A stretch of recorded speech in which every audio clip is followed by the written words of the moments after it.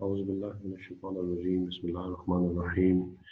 Assalamu alaikum, dear students of BS third semester course Basic Physical Chemistry 1.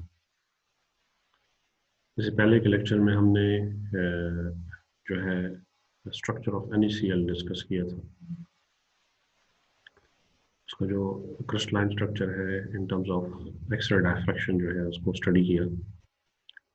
आज के इस lecture में हम डिस्कस करते हैं अबाउट द न्यू चैप्टर. नया चैप्टर जो है उसको हम स्टार्ट करेंगे. इसमें इंट्रोडक्शन टू थर्मोडायनामिक्स जो है इसको डिस्कस करेंगे और जो है उसकी स्कोप डिस्कस करेंगे कि थर्मोडायनामिक्स की स्कोप क्या है, और साथ में हम उसकी लिमिटेशंस भी डिस्कस करेंगे और कुछ इंपॉर्टेंट टर्मिनोलॉजीज जो है उसका भी हम जो है आज के लेक्चर में उसके ऊपर तबसरा करते हैं.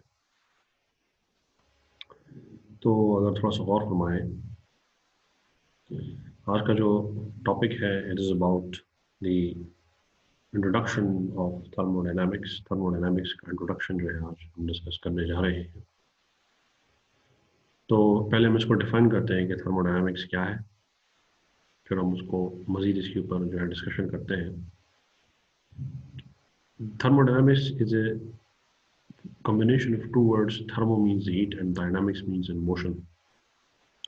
So we can say that the study of flow of heat in or any other form of energy into or out of the system as it undergoes physical or chemical transformation is called thermodynamics. कि जब system जो है वो change होता है from one form to another form, उसके अंदर change आती है from one state to another state, उसमें मतलब वो एक स्टेट से दूसरी स्टेट में कन्वर्ट होता है. तो उसमें जो चेंजेस हैं वो चेंजेस किस तरीके से आती हैं कि वो सराउंडिंग से हीट एब्जॉर्ब करता है या सराउंडिंग्स को हीट रिलीज करता है, या कोई भी एनर्जी जो है उसके ऊपर या आपके पास in the form of mechanical work उसके ऊपर अप्लाई होती है, या कोई भी एनर्जी किसी किस्म की एनर्जी जो है केमिकल एनर्जी है, मैकेनिकल एनर्जी है या थर्मल एनर्जी है, सिस्टम के अंदर एंटर होती है और सिस्टम जो है या सिस्टम से बाहर निकलती है, जिसकी वजह से सिस्टम के अंदर कोई चेंज आए, उसकी जो स्टेट है वो चेंज हो. तो इस किस्म की स्टडी को हम थर्मोडायनामिक्स कहते हैं. This study is known as thermodynamics. तो आप जब इवेल्युएट स्टडी करते हैं, क्योंकि आपको फॉर एग्जांपल मैं आपको एक एग्जांपल देता हूँ कि जो वाटर बॉयल होती है, वाटर को आप हीटअप करते हैं तो हीट जो है वाटर के अंदर एंटर होती है और पानी जो है वो वेपर्स में कन्वर्ट होना शुरू हो जाता है. तो इट मीन्स है कि आपके पास जो पानी है उसकी स्टेट जो है वो लिक्विड स्टेट से वेपराइज स्टेट में या गैसियस स्टेट में कन्वर्ट हो रहा है, और साथ ही साथ मतलब चूँकि एनर्जी हीट जो है उसको जो है एब्जॉर्ब हो रही है, कंसिस्टेंटली सप्लाई की जा रही है, जिसकी वजह से उसके अंदर जो है ऑपरेशन का प्रोसेस तेज़ी के साथ होता है, उसमें वो लिक्विड स्टेट से गैसियस स्टेट में कन्वर्ट होता है. तो इस किस्म की जो स्टडी है वो थर्मोडायनामिक्स में हम इसको डिस्कस करते हैं. अब जो फ्लो ऑफ हीट है या एनर्जी जो है इनटू और आउट ऑफ द सिस्टम, ये बहुत ही इंपॉर्टेंट है, या बहुत यूजफुल है. किस चीज़ को कंसिडर करने के लिए कुछ प्रॉपर्टीज़ हैं सिस्टम की जिसके अंदर चेंजेस आती हैं जब सिस्टम के अंदर हीट एंटर होती है या सिस्टम से बाहर हीट निकलती है, रिलीज होती है. तो सिस्टम की कुछ ऐसी प्रॉपर्टीज़ हैं जिनको थर्मोडायनामिक पैरामीटर्स कहते हैं, उन प्रॉपर्टीज़ को, या स्टेट फंक्शंस कहते हैं, जैसे टेम्परेचर है, प्रेशर है, वॉल्यूम है, या कुछ ऐसी फंक्शंस हैं, कुछ ऐसी जो आपके पास कह सकते हैं कुछ ऐसे पैरामीटर्स हैं जो है आप कह सकते हैं, या कुछ ऐसी प्रॉपर्टीज़ हैं जैसे कंसंट्रेशन है, इंटेंसिव या एक्सटेंसिव प्रॉपर्टीज़. इंशाल्लाह ये मज़ीद लेक्चर्स में डिस्कस करेंगे. तो ये प्रॉपर्टीज़ जो होती हैं उनमें चेंज आती है. That is these properties basically represent the state of the system, or the state of the system is represented in terms of these properties or in terms of these thermodynamic parameters. तो जब heat enter होती है system के अंदर या heat system से बाहर जाती है तो उसकी वजह से सिस्टम की प्रॉपर्टीज़ जो होती हैं वो चेंज होती हैं, उसके अंदर तब्दीली आती है प्रॉपर्टीज़ के अंदर. जैसे कि आप पानी को बॉयल करते हैं या पानी को हीटअप करते हैं तो पानी का टेम्परेचर जो है वो रेज होना शुरू हो जाता है, और साथ साथ पानी जो है वो वेपर्स में कन्वर्ट होता है, उसका वॉल्यूम भी चेंज होना शुरू हो जाता है, उसमें एक्सपेंशन होती है. तो ये जो चेंजेस हैं, चेंजेस किस वजह से होती हैं, क्योंकि सिस्टम के अंदर हीट एंटर हो रही है, जिसकी वजह से उसकी प्रॉपर्टीज़ है, सिस्टम की प्रॉपर्टीज़ भी चेंज होती है. सो ये जो प्रॉपर्टीज़ है जिसमें टेम्परेचर, प्रेशर और वॉल्यूम है या कंसंट्रेशन भी मौजूद है, ये इसके अलावा और भी बहुत सी प्रॉपर्टीज़ हैं, स्टेट फंक्शंस जिसे कहते हैं. और अगर हम इन चेंजेस को मेजर करते हैं, मतलब इन प्रॉपर्टीज में जो चेंजेस आ रही हैं उनको मेजर करने से, that is from initial to final state, अगर इनको मेजर करें कि इनकी इनिशियल वैल्यूज क्या है और इनकी फाइनल वैल्यूज क्या है, ये आपको बहुत ही इंपॉर्टेंट इन्फॉर्मेशन प्रोवाइड करती है concerning changes in the energy of the system or other related quantities such as heat or work। कि अगर आप इसके बॉक्स जो है, मतलब ये कि आप अगर आपको हीट की वैल्यू क्वांटिटी जो सिस्टम के अंदर एंटर हो रही है अगर ये मालूम हो, तो आप उस हीट की नाउन क्वांटिटी की बुनियाद पर जो है उसके अंदर जो चेंजेस आ रही हैं सिस्टम के अंदर उसके वॉल्यूम में या टेम्परेचर में, वो कैलकुलेट कर सकते हैं, वो फाइंड आउट कर सकते हैं। और अगर आप इन्हीं चेंजेस की बुनियाद पर इसकी कन्वर्सली, जैसे कि टेम्परेचर, प्रेशर या वॉल्यूम के अंदर जो चेंजेस आ रही हैं, इनके बुनियाद पर आप जो है सिस्टम के एनर्जी में जो चेंज आ रही है उसको भी जो है एवेल्यूएट कर सकते हैं, उसको भी कैलकुलेट कर सकते हैं। और साथ साथ में दूसरे जो क्वांटिटीज़ हैं जैसे कि हीट और वर्क जो है सिस्टम का, उसको भी कैलकुलेट कर सकते हैं। अगर आपको ये जो थर्मोडायनामिक पैरामीटर्स हैं जो स्टेट ऑफ द सिस्टम को रिप्रेजेंट करते हैं, इनकी इनिशियल और फाइनल वैल्यूज आप कैलकुलेट करें तो थर्मोडायनामिक्स जो है ये तीन बेसिक लॉज पर इसकी बुनियाद रखी गई है। और तीन बेसिक लॉज जो है thermodynamics, there are three basic laws that govern the thermodynamics.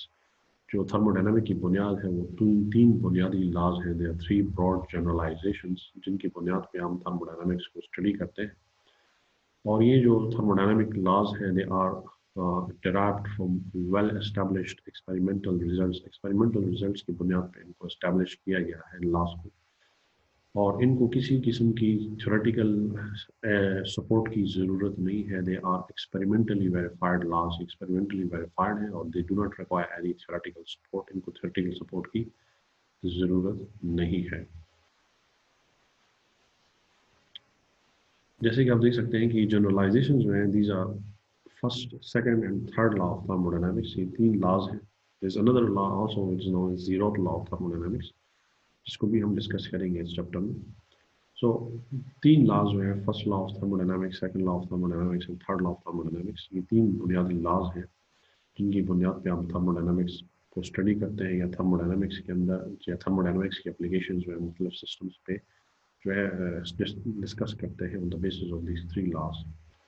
ये थ्री लॉज जो है, they do not require any support और they are independent of any theory of atomic और मॉलिक्यूलर स्ट्रक्चर। ये एटॉमिक और molecular structure की किसी theory के पे इन्हिसार नहीं करते और ये एक्सपेरिमेंटली वेरीफाइड लॉज है।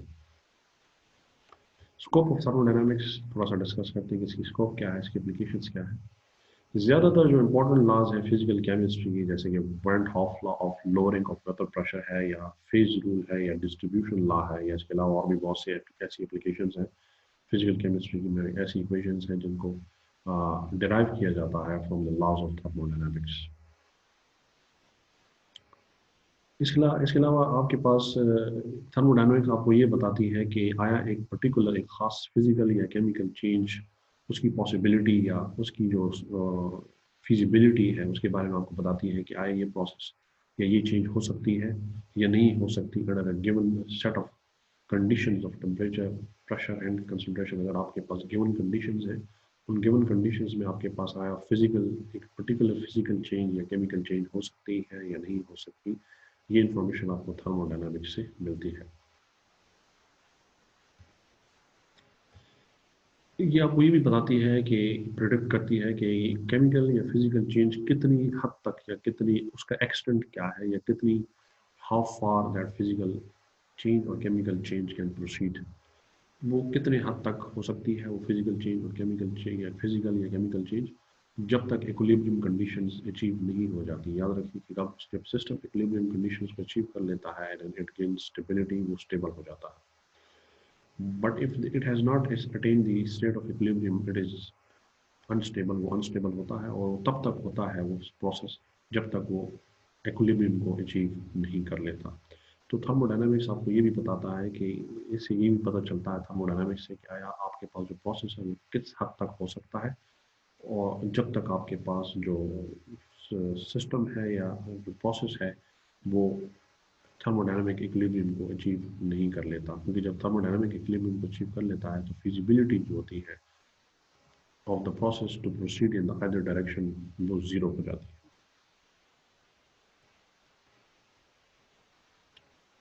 इसके बाद थोड़ी लिमिटेशंस का जिक्र करते हैं कि थर्मोडायनामिक्स की लिमिटेशंस क्या है, इसके जो नुकसानात हैं या इसके जो ड्रॉबैक्स हैं वो देखते हैं। कि थर्मोडायनामिक्स जो है ये सिर्फ मैक्रोस्कोपिक सिस्टम्स पे अप्लाई की जाती है, दैट इज लार्ज सिस्टम्स, ठीक है। For example the system consist of matter and bulk, bulk means large quantity या लार्ज मटेरियल्स, या मैक्रोस्कोपिक मटेरियल मैक्रोस्कोपिक सिस्टम्स पे अप्लाई किया जाता है। लेकिन ये माइक्रोस्कोपिक सिस्टम्स जैसे इंडिविजुअल एटम्स और मॉलिक्यूल्स जो है इसके ऊपर इसकी जो एप्लीकेशंस है वो मतलब ये उनके ऊपर अप्लाई नहीं होता। ये इसकी जो आप क्या कह सकते हैं कि इंडिविजुअल एटम्स या मॉलिक्यूल्स के बारे में आपको इंफॉर्मेशन नहीं प्रोवाइड करती थर्मोडायनामिक्स, लेकिन सिर्फ और सिर्फ आपको लार्ज माइक्रोस्कोपिक क्वांटिटीज जो है जैसे प्रेशर, वॉल्यूम है, टेम्परेचर है, एंथैल्पी है, एंट्रोपी है, ये आपको जो है इन टर्म्स ऑफ मैक्रोस्कोपिकली इनको मेजर किया करते हैं। लेकिन इनका जो रिलेशनशिप है एटम्स के साथ और मॉलिक्यूल्स की डिस्ट्रीब्यूशन के साथ वगैरह वगैरह जो भी है, फिर उसके लिए फिर क्वांटम मैकेनिक्स जो है उसको डिस्कस करते हैं कि क्वांटम मैकेनिक्स को थर्मोडायनामिक्स के साथ इंटीग्रेट कर देते हैं, ठीक है। फिर हम क्वांटम मैकेनिक्स को जो है इंटीग्रेट करते हैं थर्मोडायनामिक्स के साथ, और फिर हम डिस्कस करते हैं in the individual atoms and molecules की जो थर्मोडायनामिक्स है या उनकी केमिकल थर्मोडायनामिक्स उसको वहाँ पर डिस्कस किया जाता है। ये इंटरनल स्ट्रक्चर ऑफ एटम्स और मॉलिक्यूल्स को मुकम्मल तौर पे इग्नोर कर देता है thermodynamics. It doesn't give any information about internal structure of atoms और मॉलिक्यूल्स।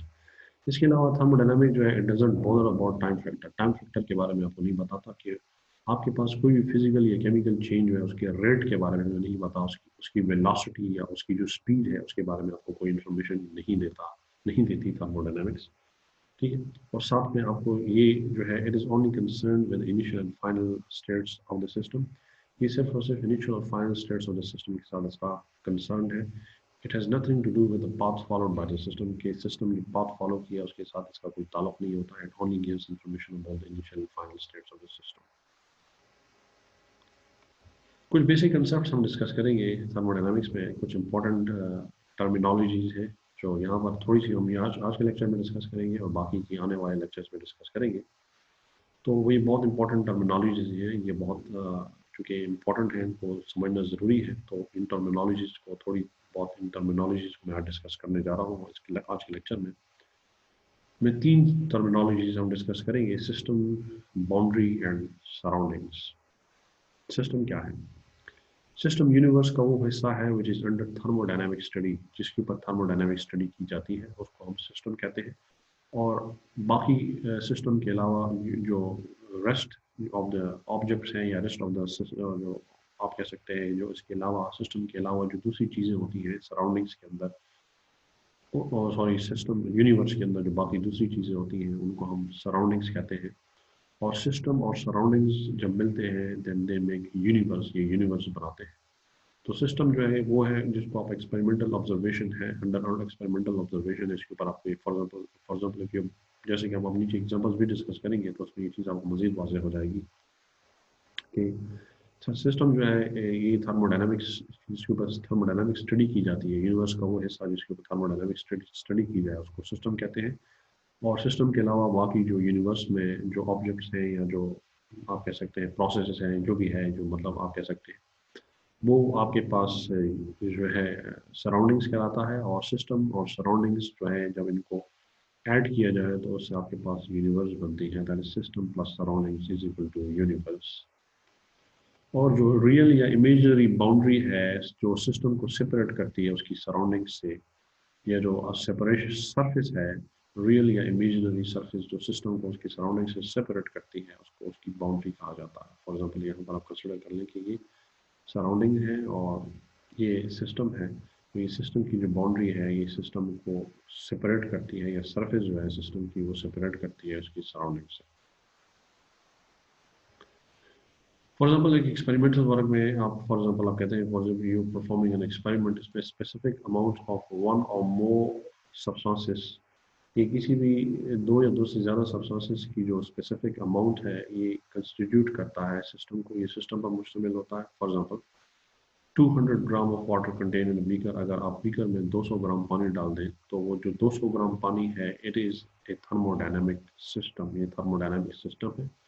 और बाकी जो बीकर है और जो एयर है that is in contact with water, the air that is in contact with water, that they constitute surrounding, वो surroundings पर मुश्तमिल है और टुगेदर दे मेक यूनिवर्स। ये जो है यूनिवर्स बनाते हैं जब इनको टुगेदर कंसिडर किया जाता है।